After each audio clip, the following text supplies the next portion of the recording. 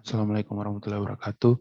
Perkenalkan, nama saya Muhammad Akshil Raihananda dengan NIM 20200510337 dari Program Studi Hubungan Internasional eh, Fakultas Visipol dari Universitas Muhammadiyah Yogyakarta. Hari ini saya akan mempresentasikan makalah saya yang berjudul Implementasi Nilai-Nilai Perjuangan Ahmad Dahlan untuk Membentuk Karakter Islami Siswa. Yang pertama ialah karakter yang bisa diteladani siswa. Yang pertama, semangat belajar. Pada usia 8 tahun, Kiai Haji Ahmad Dahlan sudah mampu membaca Al-Quran dan dengan kaidah ilmu tajwid dan menuntut ilmu-ilmu agama pada ulama lain. Kemudian pada tahun 1883 beliau menunaikan ibadah haji, dan setelah selesai menunaikan ibadah haji, Kiai Haji Ahmad Dahlan tinggal di Mekah selama 5 tahun untuk memperdalam ilmu agama Islam. Setelah pulang ke tanah air, Kiai Haji Ahmad Dahlan terus menuntut ilmu ke beberapa ulama seperti Kiai Haji Muhsin, Kiai Haji Mahfud, dan sebagainya. Dan pada tahun 1903, Kiai Haji Ahmad Dahlan kembali lagi ke Mekah bersama putranya untuk memperdalam pengetahuan agama Islam selama 2 tahun. Sikap semangat belajar Kiai Haji Ahmad Dahlan dapat diteladani oleh siswa dengan cara siswa giat dalam belajar sehingga dapat menjadi siswa yang berprestasi. Yang kedua ialah semangat perjuangan. Semangat perjuangan Kiai Haji Ahmad Dahlan meluruskan praktek-praktek agama di masyarakat yang menyimpangi Al-Quran dan hadis seperti tahayul, bid'ah, dan kufarat. Beliau terus melakukan dakwah sehingga umat Islam di Yogyakarta dapat belajar dan meningkatkan pengetahuan agama Islam, meskipun tidak sedikit di masyarakat yang menolak dan menganggap sebagai ajaran sesat. Tetapi beliau tidak pernah menyerah dan terus semangat memperjuangkan kepercayaannya. Lalu yang ketiga, sikap toleransi. Sikap toleransi yang ditunjukkan Kiai Haji Ahmad Dahlan adalah beliau mendirikan rumah sakit PKU Muhammadiyah di Yogyakarta dan Surabaya bekerja sama dengan dokter-dokter berkebangsaan Belanda yang beragama Nasrani. Pada saat itu, masyarakat masih berpandangan haram jika seorang Muslim berteman dengan orang-orang Belanda dan mereka yang beragama Nasrani. Tetapi gagasan dan etos gerakan Kiai Haji Ahmad Dahlan tetap dilanjutkan dengan sikap terbukanya tanpa memandang bangsa dan agama. Lalu yang ketiga, tabah menghadapi rintangan Kiai Haji Ahmad Dahlan dalam menyebarkan pengetahuan. Agama Islam tidak berlangsung mulus.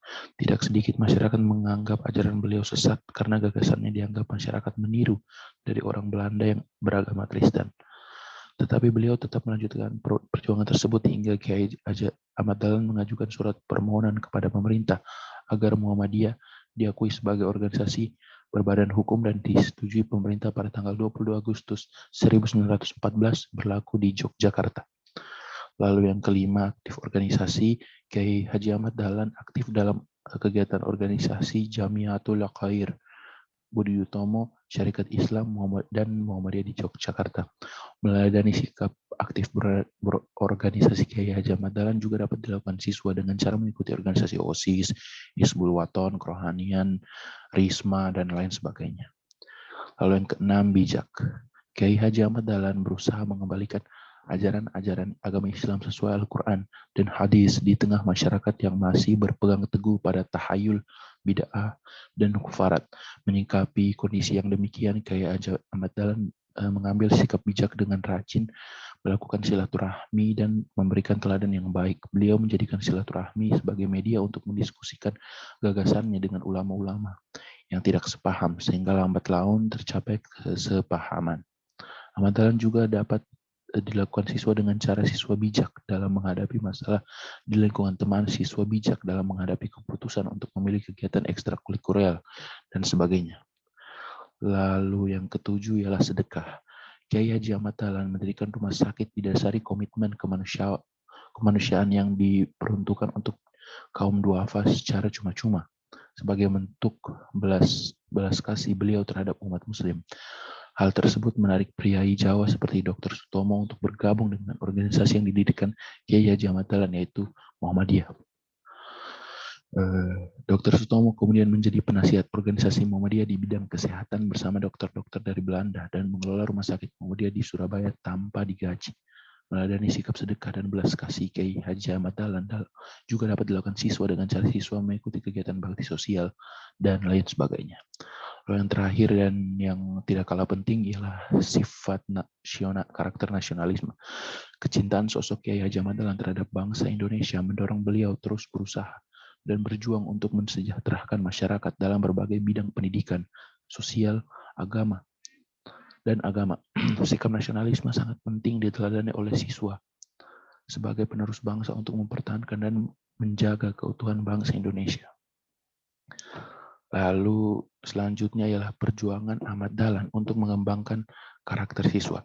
Yang pertama, perjuangan yang dilakukan Ahmad Dahlan adalah tentu saja memperbaiki pendidikan untuk memperbaiki akhlak dan perilaku. Pendidikan diyakini oleh Kiai Haji Ahmad Dahlan sebagai salah satu cara efektif untuk memperbaiki karakter dan perilaku setiap manusia. Bahkan manusia yang paling jahat sekalipun dapat diperbaiki dengan cara memberikannya pendidikan agama serta pendidikan tentang perilaku yang baik. Salah satu tulisan beliau yang dimuat dalam Suara Muhammadiyah nomor 2 menyiratkan tentang ide diadakannya pendidikan di dalam tembok penjara. Penjara dalam pandangannya adalah tempat belajar bagi para narapidana agar menjadi lebih baik perilakunya. Menurutnya, penjara seharusnya dibuat tidak diubahnya seperti sebuah sekolah, tempat mendidik jiwa-jiwa yang tidak baik agar menjadi lebih baik perilaku dan akhlaknya. Ketika dia sudah keluar dan terjun kembali ke masyarakat dalam memperjuangkan cita-citanya, Kiai Haji Ahmad Dahlan tidak pernah bersikap agresif, melainkan dengan menunjukkan sikap sebagai seorang pendidik yang bijaksana. Lalu yang kedua ialah perjuangan kedua yang dilakukan oleh Ahmad Dahlan untuk mengembangkan karakter siswa ialah memadukan pengetahuan umum dan pendidikan agama. Kegiatan pendidikan Kiai Haji Ahmad Dahlan sudah dimulai sebelum didirikannya organisasi Muhammadiyah. Pada tahun 1911, Kiai Haji Ahmad Dahlan telah mendirikan sebuah sekolah agama dengan nama Sekolah Muhammadiyah. Lebih lanjut dijelaskan bahwa perguruan tersebut tidak diselenggarakan di surau atau langgar, seperti biasanya sekolah Islam yang ada pada saat itu, tetapi bertempat di sebuah gedung dengan menggunakan meja dan papan tulis seperti saat ini. Pelajaran yang disampaikan di sekolah Muhammadiyah saat itu, selain pelajaran agama juga penggunaan huruf Latin dan ilmu-ilmu lain seperti berhitung, ilmu bumi, ilmu tubuh manusia, dan lain sebagainya. Sebagaimana yang diajarkan di sekolah-sekolah pemerintah kolonial Belanda. Muridnya awalnya hanya terdiri dari beberapa belas orang anak dan pemuda di kampungnya yang dipimpinnya dengan teliti dan bersungguh-sungguh. Beberapa muridnya adalah Kiai Suja dan KRH Hajid, yang kemudian banyak menuliskan tentang kehidupan dan kegiatan pengajaran yang dilakukan oleh Kiai Haji Ahmad Dahlan. Lalu yang perjuangan Ahmad Dahlan untuk mengembangkan karakter siswa yang terakhir ialah membangun madrasah Muhammadiyah. Selain model klasikal, pendidikan yang diselenggarakan oleh Kiai Haji Ahmad Dahlan menganut juga sistem pondok yang dikenal dengan nama Madrasah Zo'amah dan Zo'immat.